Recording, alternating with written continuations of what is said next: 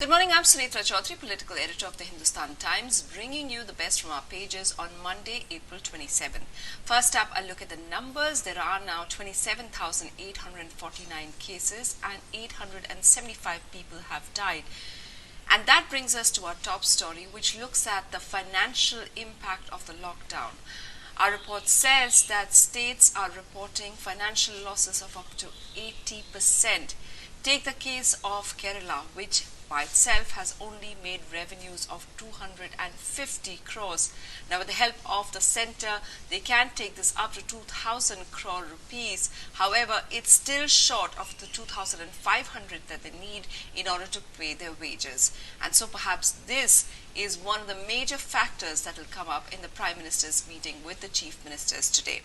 The second story that we have is the case of the rapid testing kits. Remember, as we've been reporting, rapid kits were meant to be the solution for a lot of the states to ramp up their testing because they were cheap. You'd get the results in half an hour and it would be much easier to conduct. However, after importing them from China and they've distributed them to various states like Bengal were the first to raise the flag to say that they are giving inconclusive results. And now the final word from ICMR, which is the main medical research body, is in and they've put it on hold. So it's now gone back to the original testing method, which is by using swab tests, which take up to 48 hours to give the test results. The next story that we have for you, we've seen how the virus really manifests itself differently in different parts and in different people. And so this case from Gorakhpur, from where we saw the first death in Uttar Pradesh. Now, the contact of the first person who died were 13 people who were testing positive. Among them was a 3-month-old baby, and its mother was also quarantined. Now, what's fascinating, the baby is now doing fine, so that's one part of the good news story.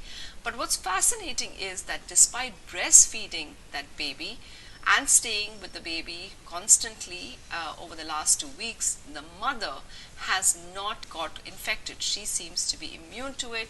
They've tested her, and so the doctors are very pleased to have released both mother and child from the hospital. The next story that we have for you is a fascinating story of a woman's journey by road all the way from Manipur in order to come to the capital to give and facilitate a bone marrow transplant for her sister. Her sister is suffering from cancer, and she and her family were due to fly down to the National Capital Region in order for the surgery to take place. But then you had the extended lockdown, and so the story captures how she put it out on Twitter. Government authorities helped. They allowed her to have 5 people in the car, all of them 5, including the 2 drivers, so that they could take turns driving, and how government authorities all along the way met them in order to provide meals. It is a fascinating story, and hopefully the transplant and the operation should go off well. And finally, if you think that you're not getting that many WhatsApp forwards, it's because of the curbs that have been brought in by the social media engine. They've told the government of India that their virality has gone down by 70% because of April 4th. That's when they brought in the rule that something which has been forwarded many times, you can only forward it to 1 person instead of the previous number, which was to 5 people. Of course, this is something that highlights just how much emphasis there has been on fighting fake news in the time of COVID-19. Those are the news updates for now. Keep tracking them on HindustanTimes.com.